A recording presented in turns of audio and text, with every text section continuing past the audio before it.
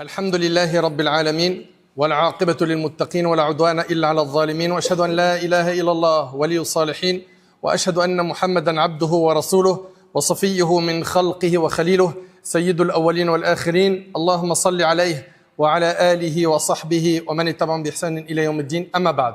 Mes chers frères et sœurs, notre thème aujourd'hui bi'idhnillah tabarak wa ta'ala est quelles sont les causes de l'acceptation de notre jeûne du mois de Ramadan. J'implore Allah tabarak wa ta'ala d'accepter notre jeûne.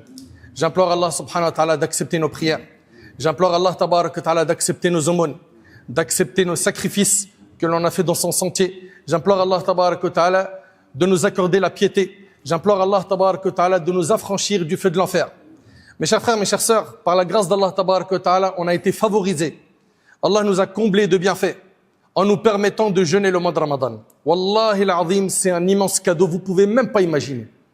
Certains de nos frères, certaines de nos sœurs ont pu jeûner l'année dernière avec nous, mais Allah ne leur a pas écrit d'être vivants pendant ce mois.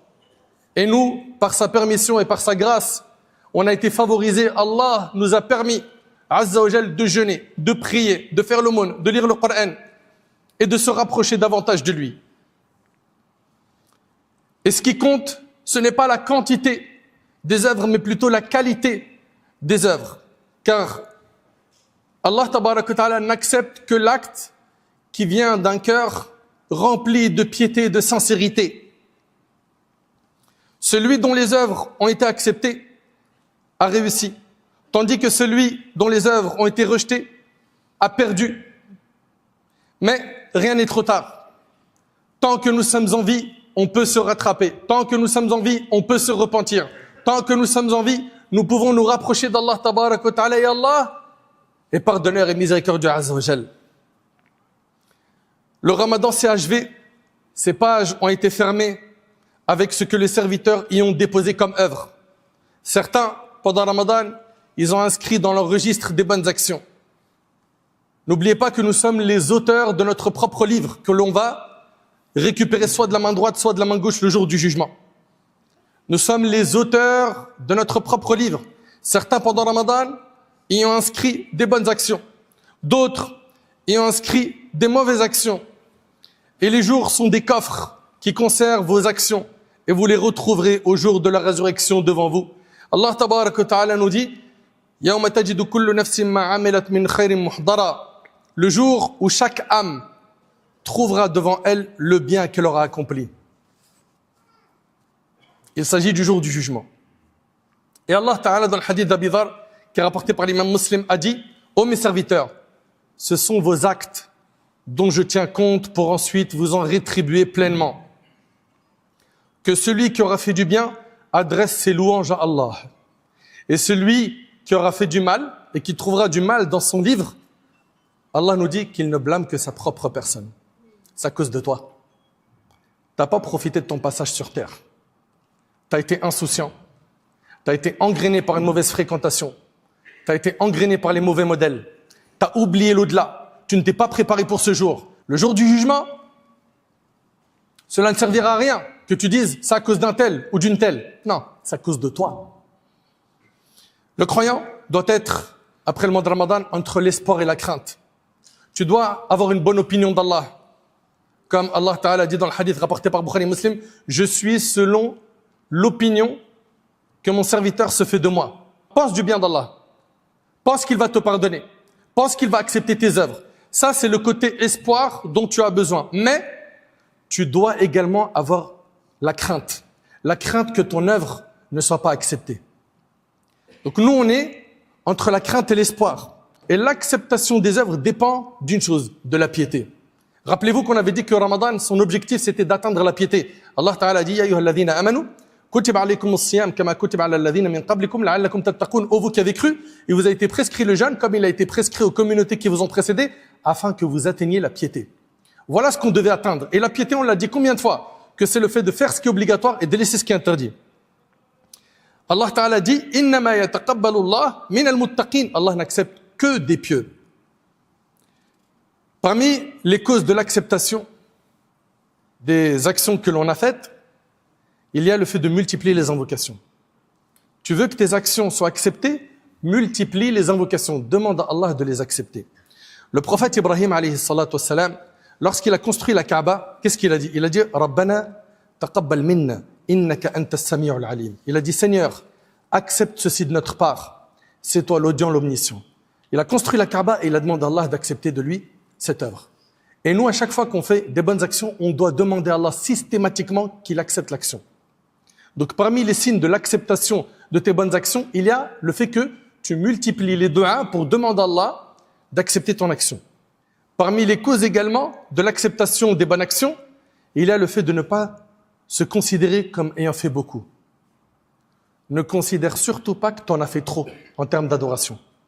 Ah moi, sahbi, toute la nuit, j'étais à la mosquée. T'as vu mes yeux? J'étais au travail KO. J'ai tout donné. Alors franchement, j'en ai vraiment fait beaucoup. Non. Quoi que tu aies fait comme bonne action, que ce soit lecture de Coran, qiyam layl, les prières nocturnes, aumônes, sacrifices, etc., ne considère pas que tu en as fait beaucoup. Ça, c'est un signe d'humilité et c'est un signe qu'Allah il a accepté ton œuvre. C'est le fait que tu considères que tu n'en as pas fait assez. Que tu n'en as pas fait assez. Allah tabarak wa ta'ala nous dit وَالَّذِينَ يُؤْتُونَ مَا آتَوْا وَقُلُوبُهُمْ وَجِلَةٌ أَنَّهُمْ إِلَى رَبِّهِمْ رَاجِعُونَ. Ceux qui donnent de ce qu'on leur a accordé et dont les cœurs tremblent de crainte à l'idée qu'ils retourneront à leur Seigneur. Le prophète a expliqué qu'il s'agit de celui qui jeûne, prie et donne, il fait des sadaqas, tout en craignant que cela ne soit pas accepté. Donc ne te regarde pas avec admiration, en te disant franchement quand même, comparé à un tel, je suis au top. Non, vois-toi comme ayant des manquements, que tu aurais pu mieux faire. Parmi les causes donc de l'acceptation, ne pas se considérer comme ayant fait beaucoup. Et parmi les causes du rejet de ton action, l'orgueil et l'admiration de soi. Ça, c'est un signe que ton action a été rejetée.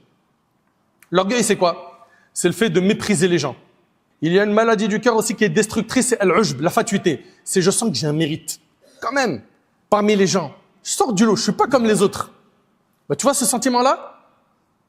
Il fait partie de muhbitat al-amal. Il fait partie de ce qui annule les œuvres. Donc parmi les causes du rejet, l'orgueil et l'admiration de soi. Or, toutes les bonnes œuvres ne sont que le fruit de la grâce d'Allah. Wallahi que c'est grâce à Allah que tu as pu faire les bonnes actions que tu as pu faire. Pense pas que tu es fort. Pense pas que c'est de ton propre chef que tu as pu faire tout ça. C'est grâce à Allah uniquement que tu as pu faire tout cela. Et donc cela doit t'inciter à être humble et à reconnaître ta petitesse face à sa majesté Allah tabarak wa ta'ala. Celui qui comprend cela voit ses œuvres comme peu de choses et remercie davantage Allah. Un autre signe d'acceptation, que la situation du croyant après Ramadan soit meilleure qu'avant.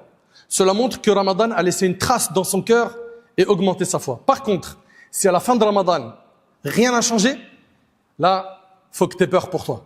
Faut que tu aies peur pour toi de la non-acceptation de tes efforts pendant Ramadan. S'il n'y a pas un avant et après Ramadan, c'est un mauvais signe. Tu vas me dire, oui, mais après Ramadan, c'est très difficile de reproduire le même schéma. On t'a pas demandé de reproduire le même schéma. Mais il faut pas que tu sois le même à l'entrée et à la sortie de Ramadan. Il faut qu'il y ait eu un plus. Ça y est, à partir de maintenant, je m'accroche au Coran. À partir de maintenant, je prends des cours. À partir de maintenant, j'apprends din. À partir de maintenant, j'assiste au cercle d'évocation. À partir de maintenant, je fréquente plus les mosquées. À partir de maintenant, je prie plus de prières surrogatoires, bien évidemment. Je m'écarte du haram et j'accomplis les actes obligatoires. Serviteur d'Allah, l'adoration du croyant ne s'arrête pas à la fin de Ramadan. Mais l'adoration s'arrête à la mort. Allah Ta'ala dit وَعَبُدْ رَبَّكَ حَتَّى يَأْتِيَكَ الْيَقِينَ. Et adore ton Seigneur jusqu'à ce que te vienne la mort. Nous, on n'est pas des saisonniers. On ne doit pas être de ceux qui donnent tout pendant Ramadan et après Ramadan, il n'y a plus rien. Non. Absolument pas. Al-Hassan al-Basri, rahimallah, a dit l'adoration du croyant n'a pas de terme avant la mort. La persévérance après le Ramadan est une cause de réussite et de bonheur et une cause pour que les anges descendent au moment de la mort avec la bonne annonce.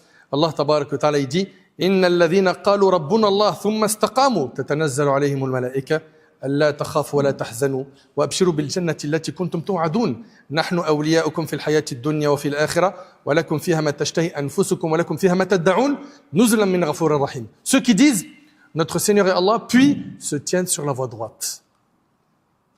Ils se tiennent sur la voie, ils dévient pas. C'est pas un moment dans la piété, un moment dans la perversion. C'est pas quand les gens me disent viens à la mosquée, j'y vais. Il me dit viens, on va à une chicha ou pub, on va fumer, on y va. Non, tu es sur la voie droite. Ceux qui disent notre Seigneur est Allah, puis se tiennent sur la voie droite. Les anges descendent sur eux. Au moment de la mort, les anges viennent les voir. Et même le jour du jugement, ils vont les rassurer, ils vont leur dire ne craignez rien pour l'au-delà. T'imagines au moment de la mort, tu as cette annonce par les anges. Ne craignez rien pour l'au-delà. Mais ça, c'est une annonce qui sera donnée à qui? À ceux qui disent notre Seigneur est Allah, puis se tiennent sur la voie droite. Les anges descendent sur eux et leur disent ne craignez rien pour l'au-delà et ne soyez point affligés pour ce que vous avez laissé sur terre. Réjouissez-vous d'entrer au paradis qui vous a été promis. Allahu Akbar. Subhanallah. Craignons donc Allah subhanahu wa ta'ala, faisons le bien et sachez que nous serons interrogés sur nos actes. Préparons donc des réponses pour cela. Allah ta'ala a dit Ya ayyuhalladhina amanu ittaqullah wal tanzur nafsum ma qaddamat lighad wattaqullah inna Allaha khabirun bima ta'malun. Ô vous qui croyez, craignez Allah, que chacun voit ce qu'il a avancé pour demain. Subhanallah, Allah il appelle le jour du jugement, ici dans le verset, demain, pour montrer sa proximité. Le jour du jugement est proche. Qu'est-ce qu'on a préparé pour ce jour? Craignez Allah, Allah connaît parfaitement vos agissements.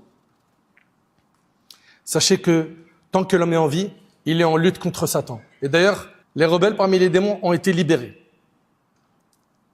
Et malheureusement, il va y avoir des dégâts qui vont arriver. Est-ce qu'on va oublier qu'il y a quelques heures, on était dans un mois béni et qu'on est en train de faire des efforts? Est-ce qu'il ne restera plus de traces de ce mois dans nos bonnes actions, dans notre comportement? Que chacun se pose la question. Il va falloir être constant. Continue à faire des bonnes actions, même un petit peu, mais sois constant. Un peu qui dure vaut mieux que beaucoup qui s'interrompent. Aïcha nous rapporte, lorsque le prophète faisait une action, il ne l'abandonnait pas. Tu t'es engagé à faire une bonne action, tu as un wird, un programme dans le Coran, tu ne lâches pas. Tu as un programme d'adoration, que ce soit des aumônes, des prières, etc. Ne les abandonne plus. Le prophète m'a dit, les actes les plus aimés d'Allah sont ceux qui sont constants, même s'ils sont peu nombreux, rapportés par Bukhari Muslim. Bien évidemment, on vous encourage à jeûner les 6 jours de Shawwal. Nous sommes entrés dans le mois de Shawwal et le fait de jeûner pendant le mois de Shawwal vous apporte énormément de récompenses. Le prophète alayhi salatu wassalam a dit, celui qui jeûne le Ramadan puis le fait suivre de 6 jours de Shawwal sera comme s'il avait jeûné tout le temps. Et c'est rapporté par l'imam Muslim. Également, parmi les œuvres importantes après Ramadan, le fait de préserver la prière en groupe, bien évidemment, souder les actes obligatoires, c'est-à-dire vos 5 prières, elles sont faites à l'heure. Le fait de payer votre zakat, le fait de faire le hajj s'il n'a pas été encore fait, le fait de vous préserver du haram. Il faudra également multiplier les prières surrogatoires, garder une part de prière nocturne, ne pas abandonner le Coran. Le Coran est la vie des cœurs et la croissance de la foi. Le croyant doit s'imposer une lecture quotidienne et faire en sorte que ce Coran-là soit réellement notre guide. Donc on doit garder un lien avec ce livre, chercher à comprendre ses trésors, mettre en pratique ses enseignements. J'implore Allah subhanahu wa ta'ala de faire de nous des personnes constantes après ce mois béni. J'implore Allah tabaraka wa ta'ala d'accepter nos adorations.